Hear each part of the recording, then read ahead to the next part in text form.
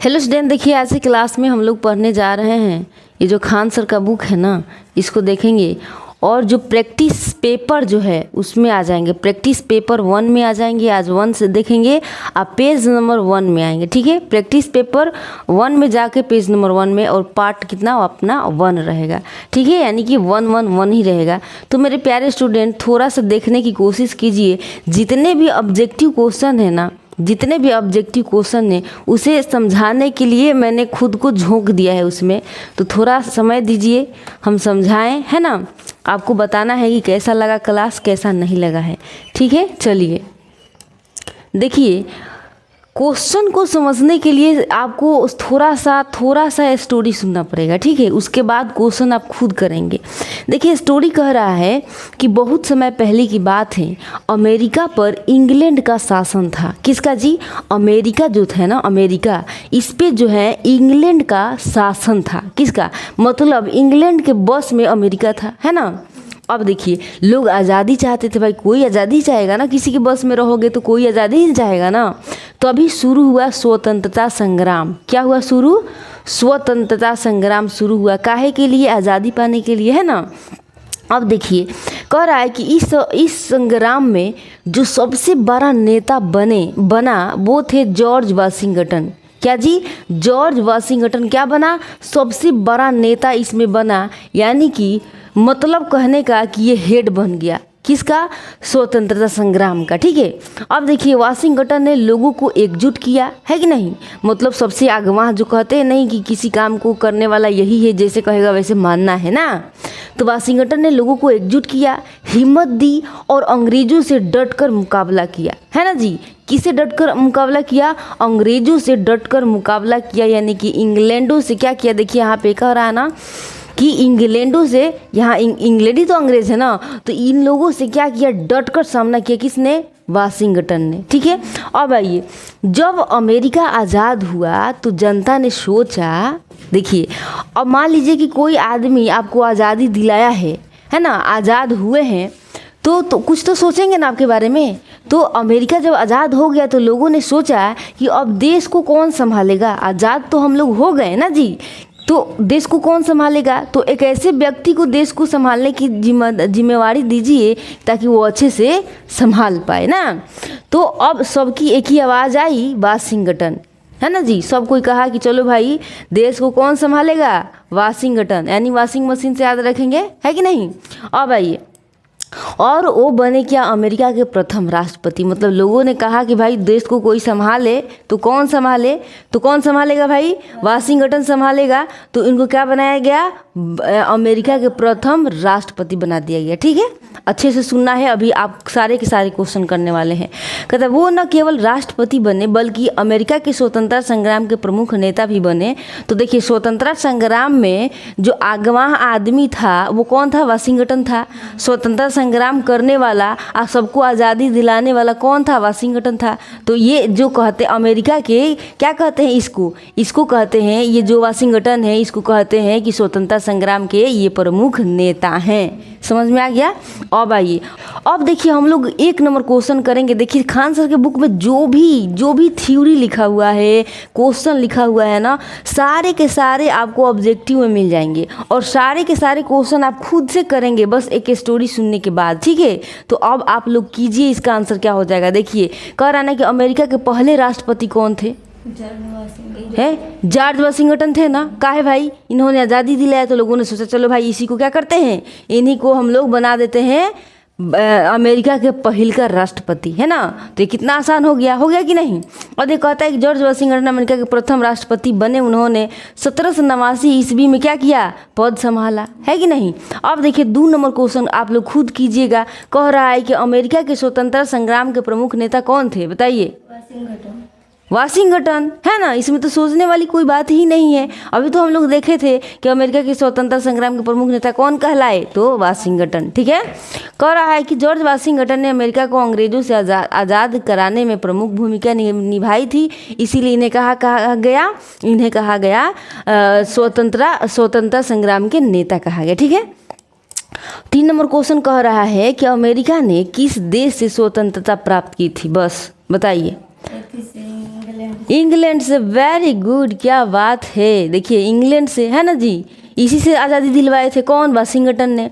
America ने कहता America 1776 ईस्वी में इंग्लैंड यानी ब्रिटेन से स्वतंत्रता प्राप्त की है कि ना। ईस्वी क्या था सर? तो 1776 ही कहेंगे। क्या कहेंगे? 1776 1776 है ना। अब आइए, अमेरिका की स्वतंत्रता संग्राम कहता है अमेरिका की स्वतंत्रता किस वर्ष घोषित हुई थी? 1776। हाँ, क्या हो जाएगा? 1776 इसका आंसर हो जाएगा। अमेरिका की स्वतंत्रता किस वर्ष घोषित हुई तो आप कहें 1776। अमेरिका ने 4 जुलाई 1776 को स्वतंत्रता की घोषणा की थी, है ना जी, कि हम लोग स्वतंत्र हो गए। अब आइए, जॉर्ज वाशिंगटन को अमेरिका में किस रूप में जाना जाता है? आज़ादी का कवि है क्या? राष्ट्रपति के रूप में जाना जाता है, क्योंकि वो पहले राष्ट्रपति वहाँ के बने थे, है ना जी। अब हो गया क्लियर? अब कहीं दिक्कत नहीं। 1 नंबर खान सर के बुक में जाइएगा, 1 नंबर देखिए क्वेश्चन थ्योरी। एकदम जो हलवा होता है ना, घर में बना के खा जाते हैं चम्मच से उठा के, वैसे आप खा जाइएगा, ठीक है। अब आइए देखिए, कह रहा है ना कि जॉर्ज वाशिंगटन को फादर ऑफ नेशन यानी राष्ट्रपिता कहा जाता है, क्योंकि इन्होंने आज़ादी दिलाने में और देश को दिशा देने में बड़ी भूमिका निभाई। किसने? वाशिंगटन ने। तो आप लोग क्या कीजिएगा, खान सर के बुक खोल लीजिएगा, देखिएगा कि हम जो पढ़ा रहे हैं क्या थ्योरी और क्वेश्चन सारे क्लियर हो रहे हैं कि नहीं हो रहे हैं। अगर हो रहे हैं तो कंटिन्यू क्लास कीजिए, लगे रहिए, है ना। सारे के सारे क्वेश्चन ओठवा ठोरवा जो होता है ना, उस पे आ जाएगा, ठीक है। तो मारने में कोई दिक्कत नहीं होगी। गोलका भर के आइए घर पे, आज जश्न मनाइए। देखिए कह रहा है कि बहुत समय पहले की बात है। अब दूसरा स्टोरी पे आएंगे, मतलब दूसरा क्वेश्चन के लिए। थ्योरी और सब है ना, ये क्या बोलते हैं, स्टोरी में सब कुछ, सब मज़ा स्टोरी में है। अच्छा लग रहा है ना। अब आइए दूसरा क्वेश्चन में आएंगे। कहते हैं बहुत समय पहले की बात है जब दुनिया का नक्शा आज जैसा नहीं था, है ना। आज जैसा दुनिया का नक्शा था, दुनिया का मतलब नक्शा ही नहीं था। क्वेश्चन है कहाँ है क्या नहीं है, कुछ नहीं था। ना मोबाइल था ना गूगल मैप। लोग नावों पर भरोसा करते थे। क्या जी? नाव पर भरोसा करते थे, है ना। और नए रास्ते की खोज में निकल पड़ते थे नावे से, खेवते खेवते, है कि नहीं। हम भी नाव खेवना जानते हैं जी, है आप जानते हो। हाँ, अब देखिए 15वीं शताब्दी की शुरुआत हुई, याद रखेंगे कब जी? 15वीं शताब्दी, है ना। ये शुरुआत हुई। यूरोप के कई देश व्यापार करना चाहते थे, है ना। मतलब यूरोप में बहुत सारे देश थे तो व्यापार करना चाहते, मतलब बिजनेस करना चाहते थे। खासकर किससे? भारत और एशिया से करना चाहते थे, है ना। भारत और एशिया से करना चाहते थे यूरोप के लोग, है ना। अब आइए, उसी समय पुर्तगाली व्यापारी सबसे पहले हिंद चीन पहुँचे, है ना। हिंद चीन का मतलब है कि आज के वियतनाम, लाओस और कंबोडिया। देखिए वियतनाम याद रखेंगे, है ना। वियतनाम, लाओस मतलब ओस के लाओस, इसे याद रखेंगे। लाहौर से भी याद रख लीजिए ना, तो लाओस याद रखेंगे तो अच्छा रहेगा। लाओस तो ओस एक जगह करके कोई रखा है तो कहेंगे लाओ उस वाला लेकर आओ है ना। तो लाओस याद रखेंगे। कम्बोडिया, है ना। कम्बोडी जो पतला होता है उसको कम्बोडी कह सकते हैं, कि एकदम पतला छितला है, कम्बोडी है उसका, है ना जी। और तो बॉडी बिल्डर तो कहेंगे कम बॉडी वाला आदमी को, पतला वाला आदमी को कम्बोडी कह सकते हैं ना। तो कम्बोडिया याद रखिए। जो बीत गया उसे वियतनाम याद रखिए, है ना जी। जो बीत गया उसे तो हिंद चीन अगर कहेंगे तो उसमें कौन कौन आता है आज के? वियतनाम आता है, लाओस आता है, कम्बोडिया आता है, ठीक है, याद रहेंगे। अब आइए, इन देशों में फ्रांस का असर बढ़ने लगा। ये जो देश है ना, इन देशों में क्या हुआ कि फ्रांस का जो असर है बढ़ने लगा, और धीरे धीरे ये देश फ्रांस के अधीन यानी कब्जे में हो गया। देखिए हैंग कर रहा है, ठीक है। ये क्या हुआ, ये जो देशवत अभी बताए थे ना, ये धीरे धीरे फ्रांस तो अपने कब्जे में दब दिया एकदम, है कि नहीं, कब्जे में हो गए। और उस वक्त एक और बड़ा कारनामा होने वाला था, और वो कारनामा क्या था? वास्को डी गामा का सफ़र। साल था 1998, याद रखेंगे 1998, सॉरी 1498, कहाँ ध्यान है जी। साल क्या था? 1498, ठीक है। एक साहसी यात्री था, यात्री जानते, यात्रीगण कृपया ध्यान दे ट्रेन इतना ध्यान, ये यात्री था, है ना। वास्को डी गामा, क्या नाम था सर? आप क्या कहेंगे? Vasco D gamma. सारे गामा ऐसे याद रखते हैं ना, तो ऐसे ही याद रखेंगे वास्को डी गामा, है ना। अब आइए, पुर्तगाल से चला, एक जगह का नाम है, उनका नाम है पुर्तगाल, है ना। पुर्तगाल से चला और समुंदर के रास्ते घूमता हुआ भारत के पश्चिमी तट पर यानी कालीकट, अब जो उसका नाम दिया गया है कोझिकोड पहुंचा, है ना। तो क्वेश्चन में कालीकट पूछता है, तो कहने का मतलब है जो वास्को डिगामा था ना, पुर्तगाल से चला और सीधे कहाँ समुंदर के रास्ते नाव खेवते खेवते का हुआ, घूमते फिरते भटकते का हुआ भारत के पश्चिमी तट पर आ गया। वो पश्चिमी तट का नाम क्या है जी? काली मैया, काली काट देंगी एकदम, है ना जी, काली कट, है ना, याद रखेंगे, ठीक है। अब आइए, यह पहली बार था जब भारत का समुद्र मार्ग खोजा गया। देखिए लोग कहते नहीं हैं कि मिल ही जाती है मंजिल भटकते भटकते, गुमराह तो वो है जो घर से निकला ही नहीं, है ना जी। क्या घर से नहीं निकलता तो कैसे होता? ये सब खोजता नहीं, खोजता। तो वही बात है, ये क्या किया, भटकते भटकते खोज कर दिया, है ना। तो समुद्र कह रहा है ना, यह पहली बार था जब भारत का समुद्री मार्ग खोज, और समुद्र के मार्ग से भारत में भटकते भटकते कैसे कैसे भी आ गया। तो लोग कहते हैं ना, कुछ लोग हैं कि कहते हैं एक बार जिस रास्ते से हम चले जाएंगे ना, वो रास्ता भुलाते नहीं हैं, फिर हम लौट आएंगे, है ना। तो वैसे ही ये हाँ जाने, तो भटकते भटकते गेहूँ कह के आ गया, तो इसको कहा गया कि भाई इसी ने खोज दिया, है ना जी। अब देखिए भटकता हुआ आदमी आ गया, खोज दिया, लोग दंग रह गए, समुंदर के रास्ते भी भारत आया जा सकता है। ऐसे लोग बातें करने लगे, अरे समुंदर के रास्ते से भारत आया जा सकता है, वाह क्या बात है ना। अब आइए, यूरोप में भारत आना आसान हो गया। यूरोप से क्या, यूरोप से अब तो भैया रास्ते देख लिए लोग, तो चल भाई घूम के आते हैं, है ना। तो यूरोप से भारत आना क्या हो गया, आसान हो गया, और भारत के इतिहास में एक नया अध्याय शुरू हो गया, ठीक है। अब आइए, अब हम लोग आ जाएंगे क्वेश्चन पे। अब देखते हैं क्वेश्चन का जल्दी आंसर करना है, नहीं तो मुंह पे मारेंगे। कहता है वास्को डिगामा भारत कब आया था? 1498। वेरी गुड, क्या बात है सर, 1498 में भटकते उटकते ना जी, 1498 तो आ गया भारत। कहते वास्को डिगामा के एक पुर्तगाली यात्री था, पुर्तगाली से चल के, है ना जी, जो 1998 में समुद्र के रास्ते से भारत आ गया। 1498 सॉरी का है 1900 कह रहे हैं जी, 1498 है कि नहीं। अब आइए दूसरे नंबर क्वेश्चन पे आते हैं, तो गड़बड़ हो रहा है ना। भारत का समुद्री मार्ग सबसे पहले किसने खोजा? वास्को डिगामा, है ना। लोग कहता है कि मेरे हृदय में श्याम की वास है, उसी बास से याद रखेंगे वास्को डिगामा, सारे गामा। जब इस इंसान को कृष्ण से बहुत ज़्यादा प्यार हो जाए तो क्या करता है, अपने हृदय में वास कर लेता है, और करने के बाद एक ही गाना उनके धुन में गाने लगता है, सारे गामा पाधानी सा, मतलब उन्हीं का धुन में नाचने लगता है, उन्हीं के धुन में गाने लगता है जी। तो शुरुआत कहाँ से होता है? गाने से ना होता है, सारे गामा से ना होता है जी। अब आइए चलिए याद करने के लिए कुछ कुछ बोल देते हैं। आइए, वास्को डिगामा पहले यूरोपीय था, पहला, है ना जी, जिसने क्या समुद्र के रास्ते से भारत आ गया। मज़ा आ रहा है कि नहीं आ रहा है? तो लाइक कीजिए फटाक से। अब देखिए कह रहा है, क्वेश्चन कह रहा है यहाँ पे कि हिंद चीन में कौन कौन से देश आते हैं? अभी तो हम लोग बताए थे, वाह क्या बात है, B number, Vietnam, Laos, Cambodia, है ना जी। वाह मज़ा आ रहा है ना। देखिए मज़ा आ रहा है तो अपना माउस हैंग कर रहा है। अब देखिए कह रहा है कि हिंद चीन एक पुराना नाम है जिसमें क्या आ जाते हैं, वियतनाम, लाओस और कंबोडिया शामिल है। 4 नंबर क्वेश्चन कह रहा है कि हिंद चीन पर किस देश का राज था? बताइए किसका था जी? फ्रांस का नहीं था, धीरे धीरे कब्जे में नहीं किया था। हम बोले ना कि दाब दे लोग, है कि नहीं, ऐसे बोले थे ना कि दाब दिया, तो ये इसका आंसर क्या हो जाएंगे? फ्रांस हो जाएंगे। आइए अब हम लोग कहाँ आएंगे जी? क्या 4 नंबर है ना जी, 4 नंबर क्वेश्चन था। अब हम लोग आएंगे कितने नंबर पे? 5 नंबर पे आएंगे, ठीक है। अब आइए 4 नंबर, हाँ, वियतनाम, लाओस और कंबोडिया हिंद चीन के क्या एक समय फ्रांस के शासन में था, माने कब्जे में हो गया था। और 15वीं शताब्दी हम बोले थे कि इसको थोड़ा ध्यान दीजिए इस पे, तो ध्यान दिए है ना। आइए कहता है 15वीं शताब्दी में कौन से व्यापारी सबसे पहले हिंद चीन पहुंच गए? पुर्तगाली, है ना। पुर्तगाली सबसे पहले कहाँ पहुंच गया? हिंद चीन पहुंच गया। वाह क्या बात है। कहता है साल 1998 28 ईस्वी, जगह क्या था? गुजरात। याद रखेंगे 1928 ईस्वी, है ना। जगह का नाम क्या था? गुजरात।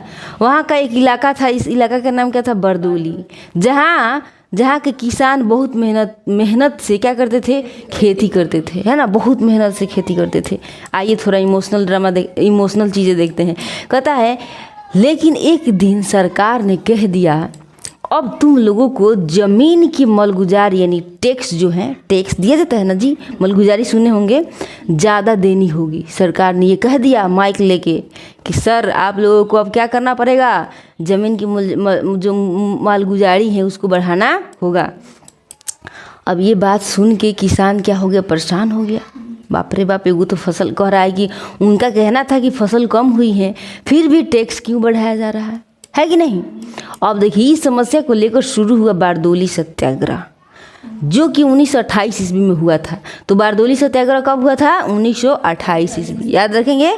आइए, कहता है कि अब जरूरत थी एक नेता की, है ना। एगो तो आदमी सामने आना चाहिए ना, जिसके पास बहुत हिम्मत हो, लड़ने की क्षमता हो, जो किसानों की बात सरकार तक पहुंचाए, है ना। एक तो इंसान होने चाहिए। उस समय हम लोग नहीं थे, नहीं तो हम लोग जाते। अब आइए, तभी सामने आएगा सरदार। देखिए नाम में ही सरदार है, सरदार वल्लभ भाई पटेल। कौन आया सामने? सरदार वल्लभ भाई पटेल आया ना। अब देखिए क्या हुआ। उन्होंने किसानों से कहा डरो मत, जब तक तुम्हारा हक नहीं मिलेगा हम शांतिपूर्वक आंदोलन करेंगे। एकदम शांति से क्या करेंगे? आंदोलन करते हैं, जैसे खान सर करते हैं कि भैया मारा मारी नहीं करना है, एकदम शांति से आंदोलन करना है, जैसे महात्मा गांधी ने किया है कि नहीं।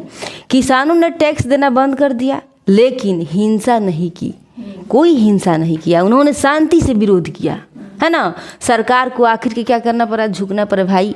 किसानों के आगे तो झुकना ही पड़ेगा ना जी, झुकना पड़ा। और इस तरह गुजरात के किसान ने जीत हासिल किया, तब झंडा फहराया ना जी। अब ये क्वेश्चन पे सबसे पहले क्वेश्चन यही कह रहा है कि बताइए बारदोली सत्याग्रह किस वर्ष हुआ था? 1928। वाह क्या बात है सर, 1928 ईस्वी में बारदोली सत्याग्रह हुआ था। बारदोली सत्याग्रह गुजरात में 1928 ईस्वी में हुआ था। यह किसानों द्वारा क्या था? मलगुजारी बढ़ाने के विरोध में किया गया था। आइए, अब कह रहा है कि बारदोली सत्याग्रह कहाँ हुआ था? गुजरात में। वाह, मोदी जी घरे। आइए अब आ जाते हैं। कह रहा है कि यह आंदोलन गुजरात राज्य के बारदोली नामक स्थान पर हुआ था, है ना। अब कह रहा है कि बारदोली सत्याग्रह का नेतृत्व किसने किया था? वल्लभ भाई पटेल। सरदार, हाँ वही सरदार वल्लभ भाई पटेल, याद रहेंगे, भूलेंगे नहीं ना। अब कह रहा है कि सरदार पटेल ने किसानों की आवाज़ सरकार तक पहुंचाई और उनका शांतिपूर्ण क्या किया? नेतृत्व किया, है ना। अब आइए 4 नंबर क्वेश्चन कह रहा है। 4 नंबर क्वेश्चन देखिए, कह रहा है यहाँ पे कि बारदोली सत्याग्रह किस कारण शुरू हुआ था? किसानों की जमीन। बताइए, किसानों से जमीन की मलगुजारी बढ़ाने के विरोध में क्या हुआ था? बारदोली सत्याग्रह हुआ था, है ना जी। बारदोली याद रहेगा ना जी, बारदोली, है ना। अब आइए, कहता है कि सरकार ने टैक्स बढ़ाया, लेकिन किसान फसल न होने की वजह से उसे नहीं दे सकते थे, इसीलिए उन्होंने क्या किया? सत्याग्रह किया, है ना। अब आइए 5 नंबर क्वेश्चन करा कि बारदोली सत्याग्रह में किस वर्ग ने हिस्सा लिया? व्यापारी था? अरे इतना जल्दी क्वेश्चन। किसान था? व्यापारी था? किसान था, है ना जी। किसान ने ना विरोध किया जी। हाँ, तो कह रहा ना कि बारदोली सत्याग्रह में किस वर्ग के लोगों ने हिस्सा लिया, है ना। किस वर्ग ने हिस्सा लिया था? तो ना तो व्यापारी थे, ना ही मजदूर थे, ना ही सैनिक थे, किसान था। ये तो किसान के ही ना लड़ाई थी जी। अब आइए, कहता है यह आंदोलन की विशेष रूप से किसानों द्वारा किया गया था जो जमीन पर टैक्स बढ़ाने से परेशान थे। अब ये आ गया निशान अपना। अब देखिए कह रहा है कि बारदोली सत्याग्रह में मुख्य भूमिका किसने निभाई थी? सरदार वल्लभ भाई पटेल। वाह, सरदार वल्लभ भाई पटेल, याद रहेंगे। अब आइए, अब हम लोगों को लगता है कि नेक्स्ट स्टोरी पे आ गए हैं। चलिए अब फिर नेक्स्ट स्टोरी सुनेंगे। देखिए खान सर का बुक जाके आप जरूर देखिएगा कि आपका कितना क्वेश्चन क्या हो रहा है, कितना क्वेश्चन क्लियर हो रहा है और कितना थ्योरी क्लियर हो रहा है ना। ऐसे पढ़ोगे तो हमें नहीं लगता है कि याद नहीं होगा। मज़ा आ रहा है? कल मज़ा नहीं आया था तो ये लोग सो रहे थे पूरे परसों ना जी। क्या रे मज़ा नहीं आ रहा है? कहा अच्छा ठीक है कोई बात नहीं, नेक्स्ट डे आइए अब मुँह के चेहरे के चमक लेके आते आइएगा, है कि नहीं। और देखिए कह रहा है कि बहुत समय पहले की बात है, अमेरिका में नागरिक अधिकार आंदोलन शुरू हुआ। नागरिक याद रखेंगे, कौन अधिकार जी? आंदोलन जी, नागरिक अधिकार आंदोलन शुरू हुआ। का है जिसे एक महान व्यक्ति ने उनका नाम जिसे कहता जिसे चलाया एक महान व्यक्ति। देखिए हमेशा एक आदमी आगे आएगा तभी कुछ कुछ होगा, है ना। तो कह रहा है कि उनका नाम क्या था जी? Martin Luther King Junior. Marty से याद रखिए, मार्टिन है ना जी, लूथर, लूजर कभी कभी हम लोग कहते हैं ना, लूजर है, लूथर याद रखिए, है ना। और किंग खुद में ही थे और जूनियर भी है, सब कुछ यही है ना। अब आइए मार्टिन लूथर किंग जूनियर के द्वारा, मार्टिन भी याद रखेंगे, मार्टिन लूथर भी याद रखेंगे तो देख के मार सकते हैं, है ना जी। आपको तो खाली भरना ही ना है गोल का, नहीं भर सकते। हाँ मार्टिन लूथर याद रखिए, किंगो या किंग जूनियर अपने आप याद हो जाएंगे, ठीक है। कहते हैं मार्टिन लूथर किंग जूनियर के द्वारा अमेरिका में नागरिक अधिकार आंदोलन शुरू किया गया था, है ना। लेकिन सवाल ये है कि क्यों शुरू किया गया था नागरिक आंदोलन, है ना। नागरिक अधिकार आंदोलन क्यों शुरू किया गया था? हम तो कब से बोल रहे हैं, तो आप लोग यही पूछेंगे कि दीदी शुरू क्यों हुआ था? तो हम कहेंगे सर आइए, क्योंकि उस समय अमेरिका में एक ऐसा समय था जब गोरी त्वचा, है ना, यानी सफ़ेद लोग और काली त्वचा यानी अफ्रीकी अमेरिकी लोगों के बीच बहुत भेदभाव होता था, है ना। काला त्वचा वाला कौन था जी? अफ्रीकी अमेरिकी, है ना। हाँ देखिए गोरी लोग था उसको सफ़ेद लोग कहते हैं, हाँ गोर का लोग कहते हैं ना, कितना गोर गोर देखिएगा तो पूरा गोर। हम लोग करिया का है, हम लोग से भी करिया का आदमी होता है। आइए अफ्रीकी और अमेरिकी जो थे लोग वो काला में आते थे ना, तो इन लोगों के साथ भेदभाव हुआ था। उदाहरण देखो, बस में कहता है गोरे लोग आगे बैठते थे और काले लोग पीछे बैठना पड़ता था, इतना भेदभाव था गोर का करिया का से, है ना। अब आइए अगर बस में भीड़ होती तो काले लोगों को सीट छोड़नी पड़ती और क्या गोरे लोग बैठते सीट पे, ऐसा था। स्कूल अलग अलग स्कूल होते थे, है कि नहीं। गोरे बच्चों के लिए अलग स्कूल है, काले बच्चों के लिए अलग स्कूल, इतना भेदभाव, बाप रे बाप, है कि नहीं। होटल में हर जगह कहता है ना कि होटल पार्क रेस्टोरेंट, कई जगहों पर लिखा होता था कि ओनली फॉर वाइट, यानी गुजर के लोग वह खाएंगे, है ना जी। होटल में उजर के, पार्क रेस्टोरेंट में क्या उजर के लोग वह जाएंगे, है ना, यानी केवल गोरों के लिए, ओनली फॉर वाइट्स, ठीक है। देखिए भेदभाव, है ना। इसीलिए इस आंदोलन का कहते हैं, इसीलिए इस आंदोलन का उद्देश्य था अलगाव, नस्ल और रंग के आधार पर अफ्रीकी अमेरिकियों के साथ भेदभाव को क्या करना, समाप्त कर देना। यही था कि समाप्त कर देना है तो कर देना है, इसीलिए क्या किया, नागरिक अधिकार आंदोलन चलाया, है ना। अब आइए कहता है मार्टिन लूथर किंग ने कहा हम लड़ेंगे लेकिन बिना हथियार के। देखिए इनका भी नीति वही था, लड़ेंगे लेकिन बिना हथियार के, हम बोलेंगे लेकिन बिना चिल्लाए। क्या बात है सर, है ना। हम सच्चाई और शांति से दुनिया बदलेंगे। कितना अच्छा विचार है कि मन कर रहा है एक बार और पढ़ लें, है ना। इनका क्या कहना था जी, हम लड़ेंगे लेकिन बिना हथियार के, हम बोलेंगे लेकिन बिना चिल्लाए, हम सच्चाई और शांति से दुनिया बदलेंगे। क्या बात है सर। आइए उनकी बातों में दम था, है ना। लोग जुड़ते गए, आंदोलन बढ़ता गया और आखिरकार अमेरिका को बदलना पड़ा, है ना जी। अब आइए हम लोग ऑब्जेक्टिव क्वेश्चन पे। कहता है अमेरिका में नागरिक अधिकार आंदोलन किसने शुरू किया था? Martin Luther King junior. वाह, पूरा नाम ही बता दी। आइए अब आते हैं, कह रहा है कि अमेरिका में काले लोगों के अधिकार के लिए शांतिपूर्ण आंदोलन मार्टिन लूथर किंग जूनियर ने शुरू किया था। क्वेश्चन कह रहा है कि नागरिक अधिकार आंदोलन का उद्देश्य क्या था? नस्ल, रंग और वेरी गुड, नस्ल, रंग और भेदभाव को ख़त्म करना था ना जी, यही ना उद्देश्य था जी। आइए फिर आते हैं नेक्स्ट क्वेश्चन। कहता है कि इस आंदोलन का मुख्य उद्देश्य था काले लोगों के साथ होने वाले जो भेदभाव था उसको ख़त्म करना। अमेरिका में कह रहा है कि अमेरिका में अफ्रीकी अमेरिकियों को किसके पीछे बैठना पड़ता था? गोरे लोगों के पीछे बैठना पड़ता था, है ना। अब आइए अब आ जाएंगे हम लोग क्या नेक्स्ट क्वेश्चन पे। कहता है कि उस समय अमेरिका में बसों और स्कूलों में काले लोगों को पीछे बैठने होते थे और मजबूर किया जाता है ना जी। अब आइए, कह रहा है कि मार्टिन लूथर किंग जूनियर किस तरीके से आंदोलन किया। शांति और सत्य से।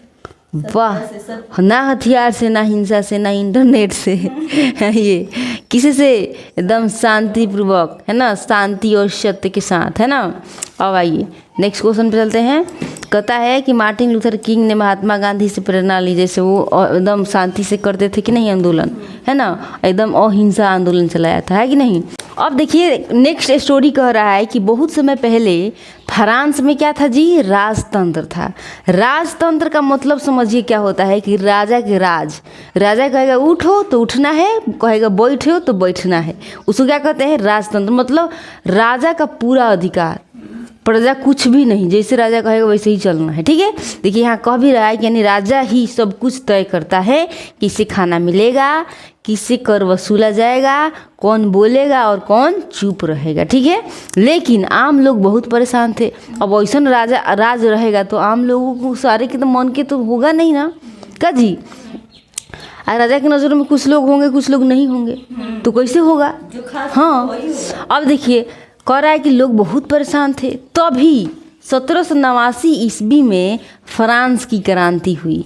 याद रखेंगे 1700 कितना 89 ईस्वी, है ना, क्रांति हुई, फ्रांस की एक क्रांति हुई, है ना। लोगों ने आवाज़ उठाई, अब राजा नहीं, अब देश की ताकत जनता के हाथ में होनी चाहिए। कह रहा है लोग कि अब राजा नहीं, है ना, देखिए यहाँ पे कह रहे हैं लोग कि अब राजा नहीं, अब देश की ताकत जनता के हाथों में होनी चाहिए। लोग एकदम बिखिया गया था, है कि नहीं, कि राजा एकदम आकरा दिया है राजा, है कि नहीं। अब आइए करे, इसी के साथ फ्रांस की क्रांति ने राष्ट्रवाद की अवधारणा को जन्म दिया। यानी अब देश वो होगा जिसे लोग बनाएंगे, और देश की नियति यानी जो फ्यूचर होता है, जो भाग्य होता है, वो भी क्या लोग तय करेंगे। मतलब लोग ही देश के फ्यूचर बनाएंगे, सब कुछ लोग ही करेंगे। लोग भिक्षा के ऐसे अवधारणा देने लगे, है ना। अब देखिए आगे क्या हुआ। इस क्रांति का बड़ा नतीजा ये हुआ कि जो सत्ता, जो पावर था, जो पहले राजा के पास थी, वो अब फ्रांसीसी नागरिक के हाथ में यानी हस्तांतरित हो गई। माने क्या किया, लोग पब्लिक के हाथ में हो गया। पब्लिक जैसे कहेगा वैसे होगा। राजा तो हो, ठीक है, कोई बात नहीं, लेकिन पब्लिक जैसे डिमांड करेगा वैसे होगा। आइए अब देखिए क्या हो रहा है। राजा का राज खत्म और जनता का राज शुरू। अब आइए क्वेश्चन पे। ये स्टोरी बहुत छोटा था, है ना। कहता है कि फ्रांस की क्रांति किस वर्ष हुई थी। वाह, इतना जल्दी आंसर, क्या बात है सर, लग रहा है बादाम खा के आए हैं।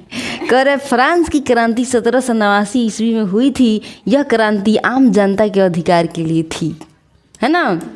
अब आइए फिर कह रहा है दूसरा नंबर क्वेश्चन, फ्रांस की क्रांति ने किस भावना को जन्म दिया। बताइए, फ्रांस की जो क्रांति थी, कह रहा है कि फ्रांस की क्रांति ने किस भावना को जन्म दिया। तो आप लोग क्या कहेंगे, ना ना ना, राष्ट्रवाद को जन्म दिया। क्या दिया, राष्ट्रवाद को जन्म दिया। अब आइए फिर कह रहा है कि फ्रांस की क्रांति ने राष्ट्रवाद की भावना को जन्म दिया, यानी देश लोगों से बनता है, राजा से नहीं, है ना। अब आइए कह रहा है, लोग कहते हैं ना, हमारे अभी मोदी जी भी तो कहते हैं जनता जनार्दन हमारी ताकत है क्या कहते हैं ना जी। अब आइए अब देखिए, कह रहा है क्रांति के अनुसार देश का निर्माण कौन करेगा। राजा करेगा, हाय हाय, देश के लोग करेंगे। वाह क्या बात है, आप लोग तो हमको पढ़ने भी नहीं देते चैन से। अब आइए, तो इस क्रांति में कहा गया कि देश की जो नींव है जनता रखेगी और वही इसका भविष्य तय करेगी, है ना। 4 नंबर क्वेश्चन का आंसर करेंगे। कह रहा है फ्रांस की क्रांति से किसका अंत हुआ। राजतंत्र का अंत हो गया सर ना, राजतंत्र का क्या हो गया, अंत हो गया। अब आइए नेक्स्ट क्वेश्चन पे चलते हैं। कह रहा है क्रांति के बाद राजा की ताकत खत्म हो गई और जनता की सत्ता में भागीदारी मिली। 5 नंबर क्वेश्चन कह रहा है, देखिएगा कि फ्रांस की क्रांति का परिणाम क्या हुआ। क्या हुआ, देश बदनाम हो गया, फ्रांस का विभाजन हो गया, सत्ता फ्रांसीसी नागरिकों में हस्तांतरित हो गई, यही सही होगा। ऐसा ही नहीं होगा, सत्ता राजतंत्र को और मजबूती मिली। ना ना अभी नंबर आए है 20 नंबर होगा। देखिए क्या पढ़ा रहे हैं लोग। अब देखिए कह रहा है ना कि क्रांति के बाद सत्ता यानी राजा के हाथों से निकल कर लोगों के हाथों में चली गई, है ना। अब नेक्स्ट स्टोरी और देखते हैं और फिर एक और क्वेश्चन के आगे चलते हैं। ये क्वेश्चन मेरे लिए बहुत खास रहा है, बहुत प्यारा है। देखिए, एक समय की बात है, भारत में एक ऐसा महान कलाकार हुए जिन्होंने एक खास वाद्य यंत्र शहनाई को दुनिया भर में क्या किया, पहचान दिलाई, है ना। एक कहता ना, एक समय की बात है, भारत में क्या हुआ, एक ऐसे महान कलाकार हुए। आज के महान कलाकार नहीं कि ऐसे कुछ भी गा दे रहे हैं लोग, फलानवा के बेटे फलानवा की बेटी मामा मामा से छीने कुछ भी, है ना। अब आइए, कहते हैं जिन्होंने एक खास वाद्य यंत्र शहनाई को दुनिया भर में पहचान दिलाई, खाली इंडिया में ही नहीं दुनिया भर में पहचान दिलाई, है ना। इनका नाम कुछ इतना अच्छा नाम था, क्या था, बिस्मिल्लाह खां। 20 है ना, विश्व में पहचान दिलाया, इसलिए कहेंगे बिस्मिल्लाह खां, है ना। बिस्मिल्लाह खां शहनाई वाद्य बजाते थे। उनकी शहनाई की आवाज़ सुनकर लोग क्या होते थे, मंत्र मुग्ध हो जाते थे। एकदम होता नहीं है कि ऐसा गाना सुन लिया कि एकदम दिल गार्डन गार्डन हो गया, है ना जी। ब्याह हो चाहे पूजा हो या कोई बड़ा पर्व हो, उनकी शहनाई से माहौल एकदम पवित्र हो जाता। पवित्र माने पवित्र, है ना। उनकी कला इतनी मजबूत थी कि उन्हें भारत रत्न से सम्मानित किया गया, है ना जी। शहनाई से बताइए, उन्हें भारत रत्न तक भी मिला। अब आइए, कहता है उनका जन्म 1916 ईस्वी में डुमराव बिहार में हुआ था। ये कोई और कहीं के नहीं थे, अपने आइए ना अपने बिहार में, है ना जी। डुमराव, है ना। डुमराव यानी बिहार, मतलब बिहार का एक जगह है जिसका नाम क्या है, डुमराव। हम लोग डुगडुगी खूब बजाते हैं, मतलब बजाते नहीं, अच्छा देखते हैं कहीं कहीं बजता है, तो उसी से याद रखेंगे डुमराव। डमरू से भी याद रखते हैं डुमराव, है ना। बचपन से ही उन्हें संगीत से प्रेम था। बचपन से ही, जो बचपन से होता है ना जिससे प्रेम, वो कोई नाव गाँव करता है ना जी। धीरे धीरे वे शहनाई के उस्ताद बन गए, यही नाव गाँव किए हैं, है ना। लोग उन्हें शहनाई का सम्राट कहने लगे। अंततः 2006 में बनारसी में उनकी मृत्यु हो गई, लेकिन उनकी शहनाई की गूंज आज भी लोगों के दिलों में बसी हुई है ना। हाँ भाई, क्वेश्चन पे क्या होता है, क्वेश्चन में कहता है बिस्मिल्लाह खां कौन सा वाद्य यंत्र बजाते थे, शहनाई। वाह, वेरी गुड, है ना, शहनाई बजाते थे। अब आएंगे हम लोग, कहता है बिस्मिल्लाह खां जी भारत के प्रसिद्ध शहनाई वादक थे, है ना। अब कह रहा है बिस्मिल्लाह खां को कौन सा सर्वोच्च पुरस्कार मिला था, इसका आंसर क्या हो जाएंगे। बिस्मिल्लाह खां को कौन सा सर्वोच्च पुरस्कार मिला था, भारत रत्न मिला था। वाह क्या बात है, इतना जल्दी जल्दी आंसर करेंगे। कहता है ना कि उन्हें भारत सरकार द्वारा भारत रत्न यानी सबसे बड़ा नागरिक सम्मान दिया गया, है ना। किसको, बिस्मिल्लाह खां को। कह रहा है बिस्मिल्लाह खां का जन्म कहाँ हुआ था, तो आप कहेंगे कहाँ हुआ था, वाह, डुमराव बिहार में हुआ था। आइए, फिर कह रहा है कि उनका जन्म 1916 ईस्वी में डुमराव बिहार में हुआ था, है कि नहीं। सेकंड चल रहा है कि नहीं, चल रहा है। आइए, अब कह रहा है यहाँ पे बिस्मिल्लाह खां की मृत्यु कहाँ हुई थी, इसका आंसर क्या हो जाएगा, बनारस। हाँ, 2006 बनारसी में हुआ था। आइए, है ना, सारे क्वेश्चन आ रहे हैं ना। अरे बाबा 2006, यहाँ गलती से मरा गया ना, आप लोग तो मुझे भी नहीं बकस रहे हो। आइए, 2006 बनारसी में हुआ था, है ना। अब आइए, कह रहा है बिस्मिल्लाह खां जी की मृत्यु 2006 में बनारसी में हुई थी, है ना। बिस्मिल्लाह खां को लोग किस नाम से याद करते थे, बताइए। सम्राट। वाह क्या बात है, शहनाई के सम्राट। अब कह रहा है कि शहनाई को ऊंचाई तक पहुंचाने के कारण उन्हें शहनाई के सम्राट कहा जाता था। अब आएंगे नेक्स्ट स्टोरी पे। स्टोरी कुछ इस तरीके से है, दिल थाम के बैठे रहिएगा और स्टोरी का मज़ा उठाते रहिएगा। कह रहा है कि बहुत समय पहले की बात है, 2 दोस्त थे, है ना। एक का नाम था कलुआ, एक का नाम था फेरी वाला, है ना। कलुआ माने कार्ल मार्क्स और दूसरा का नाम था फ्रेडरिक, है ना। फ्रेडरिक एंगल्स, है ना। कार्ल याद है, कार्ल याद रखता नहीं, कार्ल याद रखेंगे। मार्क्स तो हर किसी को पसंद है जी। आपका बेटा कितना लाया, 90%। मेरा नहीं लाया, मेरा तो कितना 80% पे ही रुक गया। जा रहे हैं कचारेंगे आज, है ना। तो मार्क्स तो हर किसी को प्यारा है। हम लोग मैट्रिक में देख के एकदम खुश हो जाते हैं, अरे फर्स्ट डिवीजन आ गए रे, पैसा मिली है ना। ऐसे देखिए, तो दो दोस्त थे, दोस्तों का नाम था, एओ का नाम था कार्ल मार्क्स और एओ का नाम फ्रेडरिक एंगल्स। ठीक है, ये दोनों बहुत ज़्यादा सोचते थे, सोचने में नाव गाँव कर दिया ये लोग, है ना। दुनिया में अमीर लोग तो मज़े करते हैं, लेकिन गरीब लोग क्यों दुखी रहते हैं।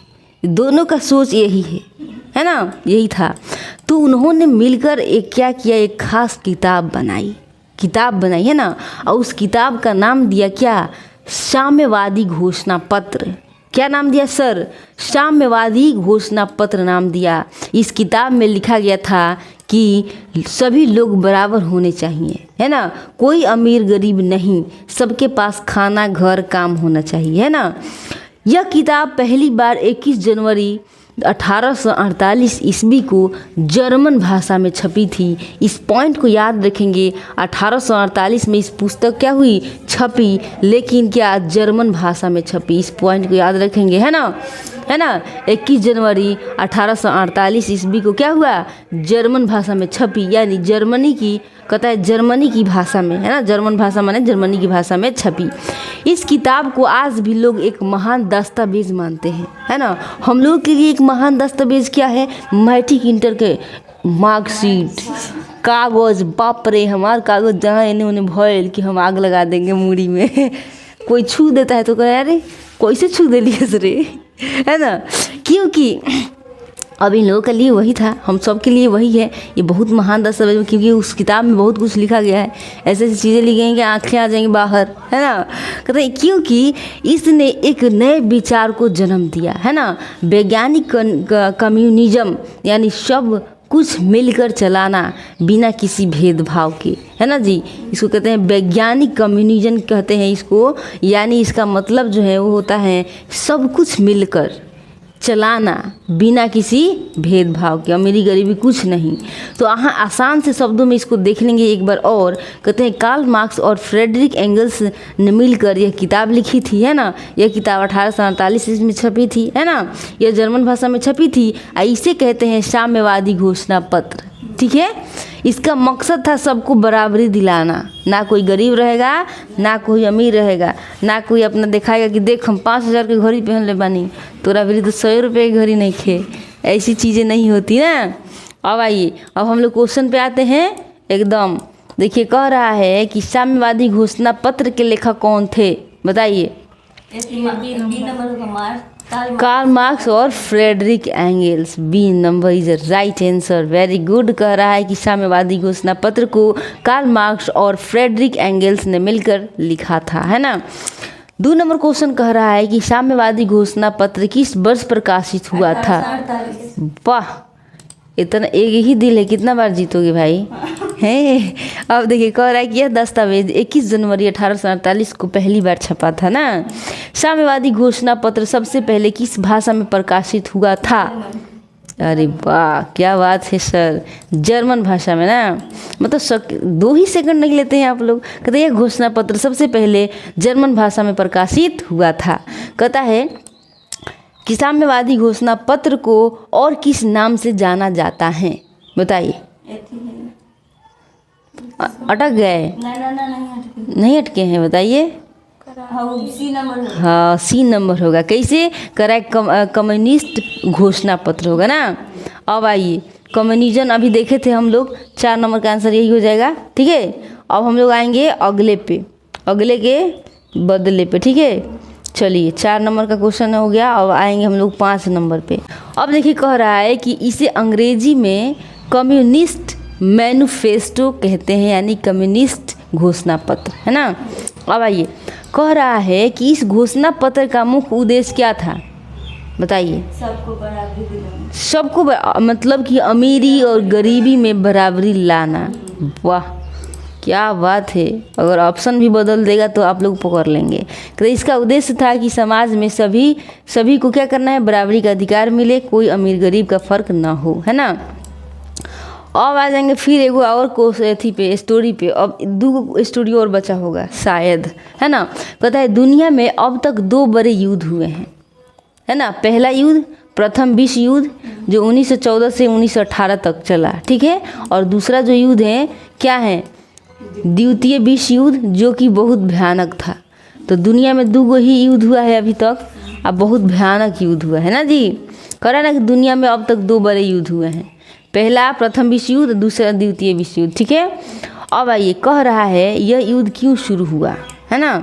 तो आइए कहता है 1 सितंबर 1939 को जर्मनी नाम के देश ने पोलैंड पर हमला कर दिया। अचानक आपका झोटा हम उखाड़ लें तो आप क्या करिएगा बताइए।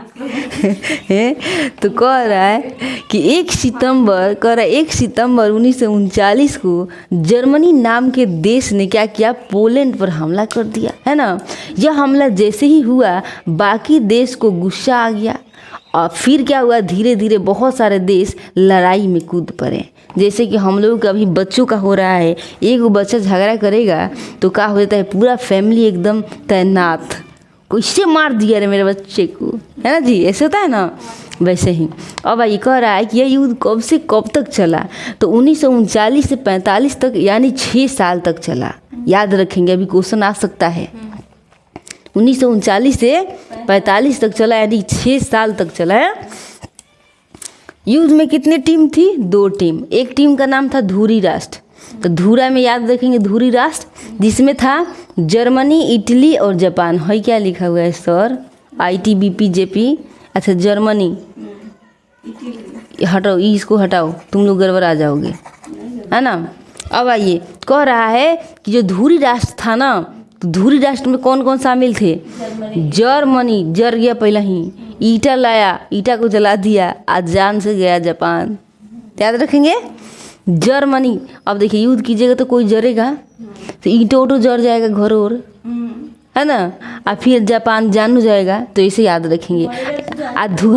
धुरी राष्ट्र के ये क्या थे, ये सदस्य थे, ठीक है।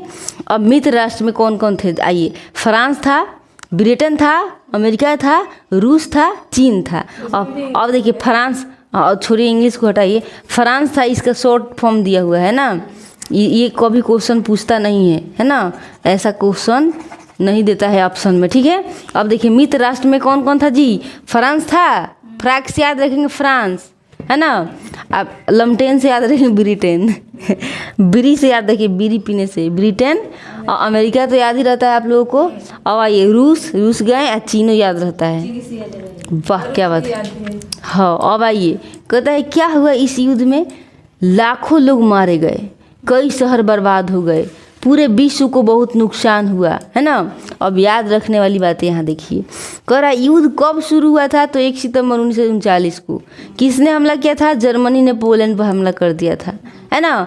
युद्ध कब तक चला, 1939 से 1945 तक, 6 साल तक ना। मुख्य 2 पक्ष थे, कौन, एगो धुरा वाला धुरी पक्ष, और वो था मित्र, यानी मित्र राष्ट्र, है ना। धुरी राष्ट्र, मित्र राष्ट्र। अब आएंगे क्वेश्चन पे, अब क्वेश्चन का आंसर कीजिए। कह रहा है कि द्वितीय विश्व युद्ध कब शुरू हुआ था, 1939। वाह क्या बात है, 1939 में। देखिए कह रहा है कि द्वितीय विश्व युद्ध 1 सितंबर 1939 को शुरू हुआ, जब जर्मनी ने पोलैंड पर हमला किया। झोटा उखाड़ लिया ना। कह रहा है कि द्वितीय विश्व युद्ध कितने साल चला, वाह, तो ओठे पर रख दिए हैं जी आप लोग, है ना। कह रहा है कि यह युद्ध 1939 से 45 यानी 6 साल तक चला, है ना। अब देखिए कह रहा है कि द्वितीय विश्व युद्ध का तत्कालिक कारण क्या था, तत्कालिक कारण क्या था, बताइए जापान, बताइए लोग, क्या हो जाएगा इसका आंसर, जर्मनी का पोलैंड पर आक्रमण किया था ना। एक बार बोले थे ना कि झोटा उखाड़ लेंगे तो क्या करेंगे, तो जर्मनी ने पोलैंड पे एक के बैग आक्रमण कर दिया। देखिए कह रहा है जर्मनी ने 1 सितंबर 1939 को पोलैंड पर क्या किया, हमला किया, जिससे युद्ध शुरू हुआ। अब आइए 4 नंबर क्वेश्चन, कहता है धुरी राष्ट्र में कौन शामिल नहीं था, बताइए। जर्मनी शामिल था, जापान, इटली, अमेरिका। हाय देखिए जर्मनी था, जापान था, इटली था, अमेरिका नहीं था। धुरी राष्ट्र पहले ही धुरा वाला बात कर रहे हैं। धुरी राष्ट्रों में कौन कौन शामिल था जी? खाली अमेरिका नहीं था। इसका आंसर क्या हो जाएंगे? अमेरिका। आगे समझ में? अब आइए, कहता है धुरी राष्ट्र में जर्मनी, इटली और जापान शामिल थे, अमेरिका मित्र राष्ट्र में शामिल था, है ना। कहता है मित्र राष्ट्र में कौन शामिल था? चीन, जर्मनी, इटली, जापान। मित्र राष्ट्र में कौन शामिल था? इटली। बताइए इसमें कौन था शामिल जी?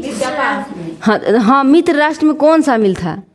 मित्र राष्ट्र जर्मनी तो था नहीं, इटली भी नहीं था, जापान भी नहीं था। ये धुरी वाला है, धुरी वाला है कि नहीं? तो चीन क्या करा? मित्र राष्ट्र में चीन शामिल था।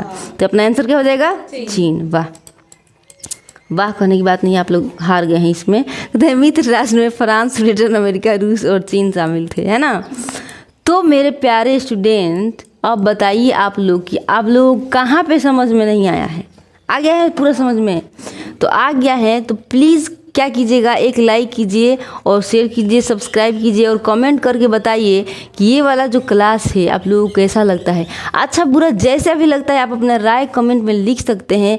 और क्या कर सकते हैं, एक लाइक करेंगे तो हमें मोटिवेशन मिलता है कि चलो भैया बच्चों को पढ़ाने के लिए और मेहनत किया जाए, और ज़्यादा क्लास किए जाए, और ज़्यादा क्वेश्चन को देखा जाए, भारी मतलब ज़्यादा क्वेश्चन लेकर आपके साथ परोसा जाए, ताकि आपको याद होए और आप अपने जीवन में सफल हो। Thank you for watching. जय हिंद। प्यार से पढ़ते रहिए।